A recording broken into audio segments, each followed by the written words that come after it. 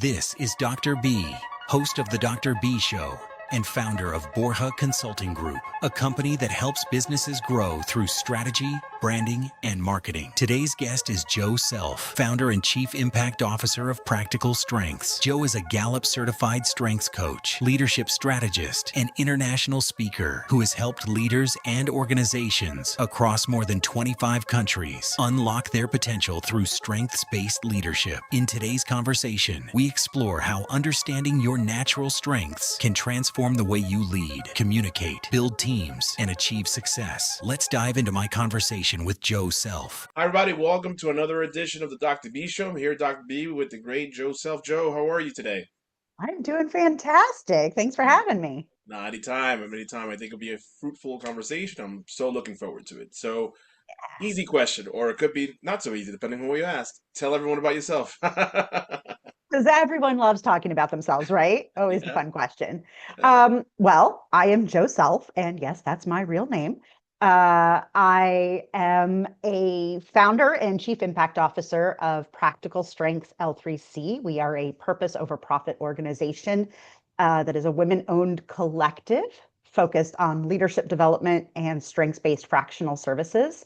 And I am on a mission to teach CliftonStrengths like a second language. So that's me in a nutshell. I live in Michigan. I lived out of the country for 14 years, 11 of those years in Peru and 3 of those in Mexico City. And I've been back in the States for about 18 months. I love it. I love it. Awesome. And we'll chat more about that in a bit. So, that's Yeah. fantastic. So you lived in Peru, lived in Mexico. So my next question, I'm big on education, of course, with Yeah. the MBA, DBA. You studied Spanish, and history. How did that experience help you with what you did, like whether it's today or even when your time in Peru and Mexico? Yeah, I think, the thing is I studied Spanish and history mostly because I had no idea what I wanted to be when I grew up. I mean, at the time I entered college, I wanted to be an educated mom. So everybody's like, Spanish and history, what does that have to do with strengths? Or, it was like, oh, you must have studied psychology. I'm like, no. But Spanish to me was something that was always going to open doors. And I was the kid at 3 years old in front of Sesame Street going, entrada, salida. Like I was just fascinated anytime they had Spanish on there, glued to the TV. So for whatever reason, I was just called to learn Spanish, for lack of a better word. So that seemed like an obvious no-brainer that any job where you're bilingual feels like that's going to be an advantage, right? Um, so that was where Spanish came from. And then history, I actually hated history until 8th grade. And then in 8th grade, I had a really good US history teacher, and he just opened my eyes to history and what it could be and what it looked like. And so, even though everybody thought I wanted to be a teacher with those two things, that was the furthest thing from my mind at the time. But history to me was something that also opened a lot of doors: market research, politics, law, like being able to understand patterns and pull threads through those patterns that you see repeat throughout history. Um, Learning about different cultures through those eyes. And it was funny because a lot of my history classes I actually took as dual credit film classes. So for me, learning the culture through history and how we present history in different time frames was always really fascinating to me. That's awesome. That's awesome. That's great. And I actually am I'm not saying I'm a history junkie myself, but I always tend to like gravitate towards those history documents. Yeah, yeah, it's really funny. Like, I mean, I don't memorize dates or anything like that, but I really think it just helped me. Um, if we don't know the mistakes we've made in the past, how do we make the best decisions moving forward? And so it's not that I look backward a lot, but I do appreciate that ability to understand that history is often written by the winners, to look at multiple sources to understand context and where something comes from. And so I think history just gave me a lot of skills to be able to do that. I love it. We'll get into those skills in a little bit. Before I Yeah. get into the whole Gallup thing, you also did work a lot. You did have several contract roles internationally. How did that help you in like your career, personally, professionally? How did that help you being able to work in different countries? Living in Peru, as I got started as a strengths coach, living in Peru, I really had no choice but to work globally, because there was work that could be done in Peru, but it just expanded. So I independently worked with people in over 25 countries. And then because I had worked digitally online, virtually, long before it was a cool thing, long before COVID hit, I was working online, in 2012, running a tourism business, even before, I did that from a coaching perspective. And when I got pulled into consulting gigs, they were with international consulting companies who needed someone who, A, bilingual, B, knew strengths.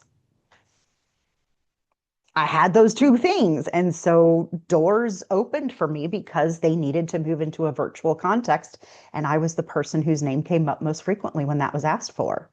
Um, and I think the biggest thing that it taught me from a coaching perspective, and one of the reasons I love strengths, which I know we're going to get into later, is strengths is sort of the great unifier in my mind because, like, regardless of your status, the ism, the culture, all those things that make you you, talents is this neutral language that, like, the strengths are this neutral language. And you start to see, regardless of the country I'm working with someone in, regardless of the color, regardless of their background, that I can really understand who they are at their essence because I can see how their talents shaped who they are and how who they are shaped their talents. And so that to me is one of the reasons I really loved that is that global perspective just showed me how much more we're alike than we are different. I love it. Yep, we're a lot alike than people realize, right? So it's awesome. That's really Yeah. And it's more than like we all bleed red, right? Like there's yeah, 34 words that actually can yeah, show us how alike we are. yeah, yeah, yep, yep, yep. Absolutely. How'd you get into being a Gallup coach in the first place? So I learned about the strengths from Gallup when I was working at Yum Brands, which for those who don't know who Yum Brands is, it's the parent company to Pizza Hut, Taco Bell, and KFC. They're headquartered, at least the main headquarters when I was working was in Kentucky. They've since moved, unfortunately, but they were in Kentucky at the time. And the person who brought me into that company was the one who was actually doing strengths with Gallup internally. And for whatever reason, I was nowhere near the department that was responsible for that. But for whatever reason, he brought me along with him anytime he had a training. And I just, as soon as I took the assessment, I was like, wow, oh my gosh, it's like I got a user's manual to myself, right? And so for years, people always came to me for advice, like my whole life. But at this point, when people came to me for advice, I'd be like, here, read this book, take this test, let's talk. Here, read this book, take this test, let's talk. Because it helped me give advice that was specific to them, not just generic blanket advice based on what had worked for me. And I just really saw the power in it. Fast forward, that was 2003. Fast forward to 2015. I was running a startup. It was a top startup in Peru. It was a tourism company. I was not happy with where things were going. I was a little bit bored. I had a cancer scare. Fortunately, everything was fine, but it was a week of waiting for those results and wondering what's going to happen. And I looked up Gallup and I was like, okay, the thing I love most is strengths. Like that's the thing I can look back on and just go, I love this. What does that look like? So I got on their site. I was looking for jobs. I went to apply for a job. Then I saw they were certifying people, which they hadn't before, but they were starting to certify external coaches. And I called and I said, hey, I want to certify. Talk to me about what this looks like. And they said, great. Where are you? And I said, Peru. And they went, oh, do you speak Spanish? And I said, yes, fluently. And they said, great. We're doing our first Spanish speaking certification in Mexico City in 8 weeks. Can you get there? Sure. I had no idea how I was going to make that happen. But at the end of the day, I made it work. And I got there and I was in the first Spanish speaking cohort of certified coaches. And I was the first Gallup certified coach in Peru. And I have never looked back. I can't imagine doing any job at this point without strengths being a piece of that. Wow, I love that. I love that. So now you've been a independent strengths coach, right? And a certified Yes. foresight practitioner. Like, how important has that been to your career? Oh, incredibly important. And I will say that I'm probably one of the few quote unquote coaches out there that I don't tend to get certified in everything that attracts me. I get certified in the things that are Yeah, I call it meaningful to shiny me. object syndrome. People do that, get It's certified in all like these I things. need to validate what I know. And I will say that there is some validation aspect to what I did. Gallup was something that I absolutely believed in. And, it's the kind of thing that's going to open doors. Now, I would have said if you're only going to work with independent coaches, do you need to get certified by Gallup? If you know strengths, you love strengths, I don't know that it's worth it. But I will say that it's 100% what opened the doors for me to start working with larger corporations and be a consultant was having that certification, especially because I'm not ICF, and it has paid off in really big dividends for me. So I have no regrets for that one. Foresight was something that I learned about again in Mexico City through TFSX, and I was already a futures thinker, as pointed out by a friend of mine, and she connected me to this group. And my favorite quote is the best way to predict your future is to create it.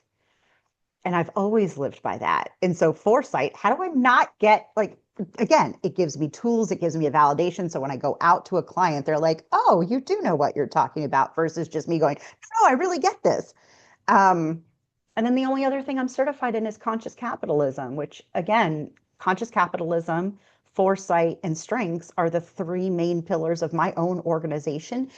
And the kinds of organizations I want to work for are people who will embrace that as part of their culture. So it's very definitive for me in that sense. Love it. So I'm glad. I'm so happy that you got a lot of ROI and then some, right? On that. Yeah, yeah, absolutely. I mean, they're truly, they represent not just, validation of my skills and what I love, but they really represent core values to me. So it also helps me to define who is a great client because I want to be a great person for you, but I want you to be a great person for me too. And if it's not aligned, that's okay, right? There's somebody out there who is, but I know exactly who I can say yes to and who I'm not interested in working with. And I think 100%. that's really powerful to be in that place where you can say that with confidence. No, I agree. We'll get into the tool now. So it's an assessment identifies top natural talents across 34 words or themes, Yep. Themes of talent. Yep. yep, around for them to work on their strengths rather than their weaknesses. It could be for personal, professional growth. My Yeah. question to you on the spot, as you know, I'm in this real estate space. How do you think someone, whether they're in mortgage, whether they're investor, whether they're title, how do you think someone could kind of use this tool in the world of real estate? Oh, goodness. So many ways. I love working with real estate agents. I really do. I would love to get a whole real estate company on board because I think it's incredibly powerful, right? Like, first of all, like when you think about real estate, are you a buyer's agent or a seller's agent? I don't know how many people go out there and they're just like, I'm just gonna sell homes. And you're like, to who? Right? So it's you need to know your niche. You can't just be a real estate agent. Of What do course, you you can't wake love? up one day and say, "Oh, I'm going to be a real estate agent." I'm a real estate agent. I'll go get my license and I'm just going to put my card out there and like people are going to call me and I'm going to sell houses. To who? Do you really like the selling process or do you like the buying process? Do you want to be a buyer's agent or a seller's agent? Do you want high-end luxury or do you want to work with people like families who are relocating? Do you like you really got to think through who you are. So it's going to help you one identify your ideal client by understanding who you are and how you like to show up. Are you someone who loves to research the details? Do you want to go down a rabbit hole for 4 hours looking for houses for someone? Or are you the person who wants to help them stage once they figured out what they're doing?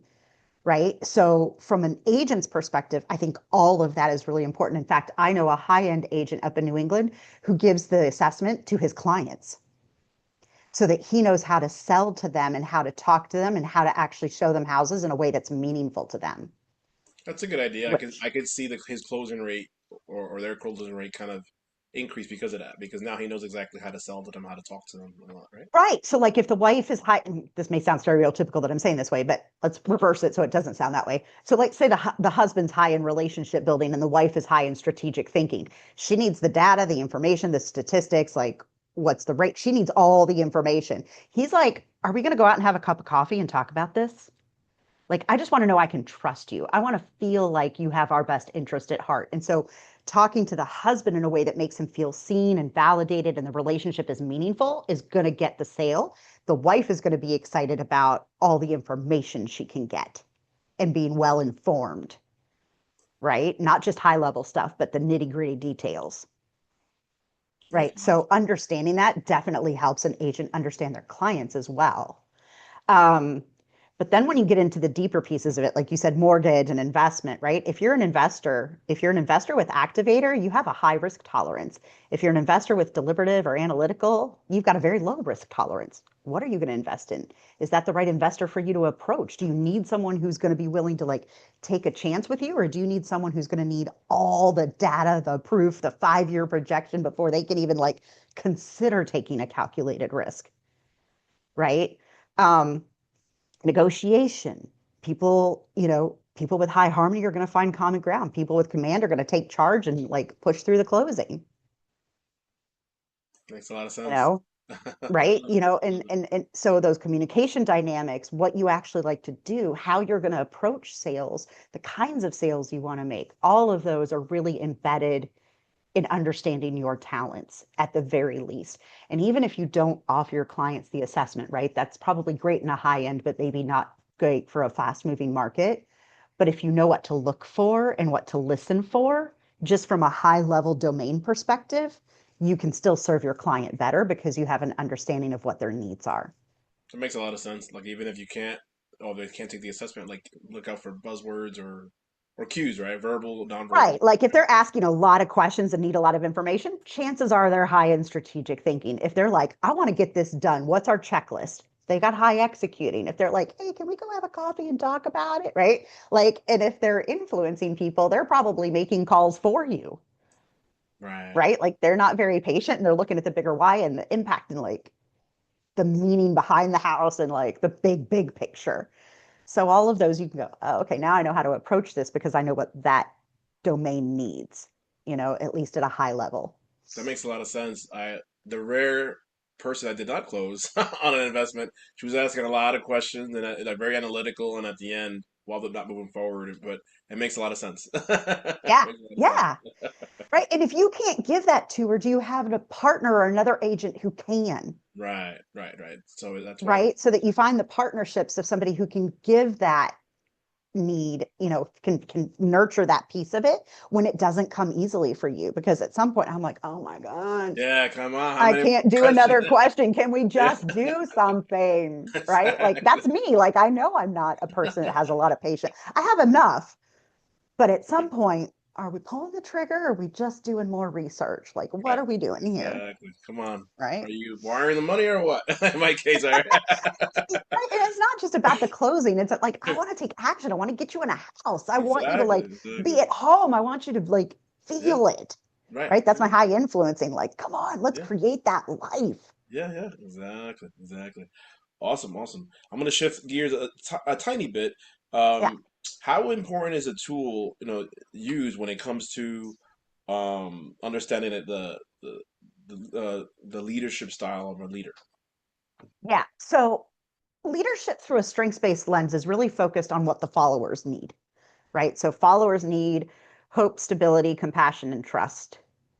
So whether you're high in executing or high in strategic thinking, understanding how you offer hope, compassion, stability, trust is really important. So you kind of think of it as your operating system, but then how you become a better steward to your followers so that you can remove um, the friction of personality and replace that with like the flow of productivity, right? So it goes from being all about you, or like, ugh, why is he acting that way, or why is she doing that, and I don't get it, and right? So that idea um, that someone who's really stubborn really just has high belief or focus, right? So what do I do with that high belief or focus? How do I nurture that versus get stuck in the like, oh, they're being so stubborn?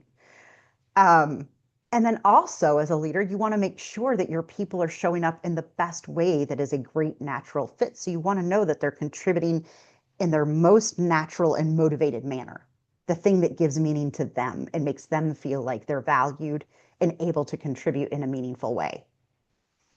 That makes a lot of sense. Like my style is very participative, very engaging, and I'm not authoritative by any stretch, but I make sure that everyone is involved in their key decisions, and I think because of that, we have a great team. So, And I think that can be very good. And if you have the right team around you that gets that, like I'm just going to use this because I want to yeah, show like, yeah, a like a light and a shadow sort light of and shine. version of that. Sure, sure, sure, Because sure. if you're someone who asks for everybody's opinion, somebody who has high self-assurance or high command is going to be like, can this man never make a decision for himself? Does he ask everybody's opinion on everything? Sure, sure, Right? sure. Versus people with high relationship building are thinking, oh my God, I love that he values our opinions. I love that he really loves knowing what we think and that we're making a collective decision that's meaningful for all of us. So, like, somebody could be actually seeing that as a negative, even though you're leading with the best of intention, Intention makes sense. right? But their perception of that could be totally different. And when you know that, if you're running into that conflict and you're like, I don't understand what's happening here. And then you go and you're like, oh, okay, now I see how to approach this, right? And you just go in with a different angle so that that person feels confident that it's not a lack of confidence on your part, it's a desire to be inclusive, which is Right. different. I like it. I like that. And if you're clear about it, it's fantastic. And if you're not, then like you said, it'll be kind of that light and Yeah, dark approach, right? So it's pretty yeah, cool. absolutely. No, I love it. Um, how do you think the assessment, the strengths can help in the world of raising capital? A lot of my listeners are in the world of raising money, whether it's real estate or whether it's tech or health tech, ed tech, whatever the case may be. Like, how do you think it can play into that? Is it providing the strengths to like their ideal investor, similar to what you just described on the real estate side? So yeah, so I have two answers for that. Sure, sure. One, I would highly recommend, and this has nothing to do with strengths, but I use it in my branding program. I highly recommend listening to the YouTube video by Sam Horn, How to Create Intrigue. Okay. Beautiful, 15 minutes, well worth your time. It's how to get somebody's attention in 30 seconds, and it is way beyond the elevator pitch, which I don't love. You Got can it. tell. No poker face. Don't love the elevator pitch. It's about asking meaningful questions, getting interest in doing that. And that's something I also teach is you want to ask a great question to get them curious, because when you ask a great question, people can't help but want to know more because they want to know how you're going to answer it. Right. So even if it's written on a piece of paper versus or asked, they want to know more. So getting that engaging question to get them curious is really important. And again, that's in the video. I Now, love it. when I think about that from a strengths perspective, again, we don't necessarily know the strengths of the person that's going to be interviewing us on the panel, wherever we're doing this pitch, right? So if you think about it in a strengths-based structure, executing people absolutely need the end goal. What is the outcome? What is it you're really asking for? And it doesn't have to be like, we're here to ask you for $1 million, right? They probably know that piece, but right, what is that? And if you mix that with the influencing, what is the big why? What is the impact? What is the like real motivation, that juicy, meaningful, emotional piece that's meaningful? You go with that next, or a blend of executing and influencing together. And then you talk about who's involved, who's going to be impacted. So you look at the relationship building, who is needed for this to be successful. And then you go to the strategic thinking, the people who need more information. So you give some high level information, and oh, if you need a little bit more, here's a infographic, or here's a white paper, or here's this. So the people that need that information have the opportunity to either A, ask the questions and you're ready to answer them, or you have a good guide for those people that need more context, have that opportunity without boring the other people who really don't care. They just want to know about the impact. I love that. Yeah. Actually, ironically enough, at my summit a couple of weeks ago, when I spoke about like the raising piece, and towards the end, I spoke about not just about the money itself, but like the story behind it. Like, all right, like what really do you want to do? So I kind of aligns with what I was talking about. So that's awesome. Yeah. Tell me about your guide, Practical Strength, available on Amazon. Yeah. So I have three books that are licensed by Gallup. I'm working on a fourth right now. Right now we have Parenting, Communication Styles, and Career Success. Communication styles is, I mean, everybody talks.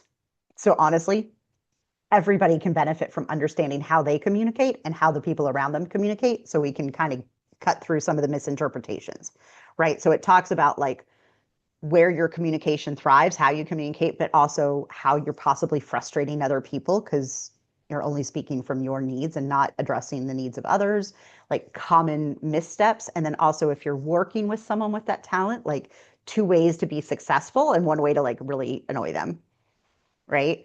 In the career success one, it can be used for somebody who's in a job search, but it can also be used for managers who are trying to help their people develop their careers. It can be useful in the college space when you're looking to help, students understand what path they want to take, what do they need, because it breaks it down into where you'll thrive, how you need to network, what to say to express your value, whether that's through the resume or the interview process, and then how to be successful those first few weeks on the job, like where to let your strengths really shine and show up in the best way. And then it has like 4 questions that you can ask to like coaching questions around each of those for each one of your talents. I love that. Fantastic. That's awesome. And Yeah, it's it's available on it's all Amazon. about everyday practical ways, right? Yeah. So that you don't need a coach to be a translator. I mean, everybody really should get a coach. Yeah. It's Yeah. great to have someone walk through it, but if you don't have the money, you can buy an $11 book that's going to give you a lot of very practical insight to use. I love it. I love it. What are the final thoughts do you have for individuals on the fence about using an assessment of some kind or to lean on their strengths? Like, yeah, you have a lot of folks that have a lot of very skeptical on the fence. Sure. What are your opinion on that? I mean, so here's the thing. It is, in my opinion, it is not just a nice to have, right? Because we might think we know who we are, but a lot of us believe we are who we are based on what other people have told us about ourselves. And if there's ever that inner inkling that, like, I don't know if I really am that person. Everybody sees me that way. Everybody thinks I'm a great salesperson. Oh my gosh, do I hate sales? And actually, it's not that I hate sales, but I'm not someone who works well with a quota and a demand and high competition. But if you talk to me about winning customers over and making sure there's a great client relationship and then getting sales through trust, totally in, right? So it's not actually that I hate sales, it's that I don't like certain sales techniques or methodologies because it doesn't align with me, right? So understanding that at a rudimentary level, I had a taxi driver in Mexico City go, so it tells me what's really cool about myself. And I said, yeah. He's like, well, what if I already know who I am? And I said, why do you drive a taxi? He goes, because I love talking to people. And I said, well, that sounds like somebody that's got relationship building talents to me. And I said, because somebody else sitting in that same seat might be doing it because they've absolutely got to meet and like make ends meet. And they don't want to ever talk to anybody in the back seat. Or they might be doing it because they need a second job. Like there's lots of reasons you do it. And why you're a taxi driver is also driven by your strengths. It's not just because right? And so he was like, oh, and I was like, I'm special with his arm out the air as he drove off. It was hysterical. But it's beyond these soft skills. It's really 34 words that unite 8 billion people on this planet. So you can build confidence and tolerance and compassion all at the same time. And we don't have to love everyone, but we can go, oh, that's why he does that. Still annoying, but at least I've got, like, it's not about me, it's about them. And I can sort of detach from that a little bit versus always taking it personally that that's happening. And when you take it, it's the one assessment that is truly personalized. When you get your top 5 report, which I always recommend get your full 34, but the very first 5 on any report that you get is specifically personalized to you. So if you and I share the talent of strategic, our strategics are going to read differently because of the other talents we have around it. So when I say personalized, it's not just 16 boxes, it's not just 16 definitions. It is fully personalized. And to find someone with your same top 5 in any order is 1 in 278,000. Wow. That's And awesome. if you want to find those same 5 in the same order, it's 1 in 33 million, statistically speaking. So if you really want to know who you are and why you are the way you are and why you should be here, what your purpose is on this earth, I don't know why you wouldn't invest $60 to get that answer and start working with what's amazing about you versus consistently trying to fix your weaknesses and thinking you're failing somewhere. I love it. Fantastic. I love it. Where can people find more information about you? So the best place to go, I would say there's two places you can find me out there in the world. LinkedIn is obviously a wonderful place just to connect. So LinkedIn, I'm Joe Self, IN/Joe Self, JOSELF. If you're totally new to strengths and you're looking at this from an individual perspective, I would recommend you go to discoverjoeself.com. If you're more interested in diving into it professionally or through an organization, I would recommend going through practicalstrengths.org. That's where we're building our fractional bench. That's where organizations are going to find the maximum information for what they're looking for. Thank you, Joseph. Thank you so much. I appreciate our time. It's great information. See, half an hour. I told you I kept it 30 minutes. Catch it right down. Well done. Joseph, everybody. Thank you so much for being on my show. Thanks so much.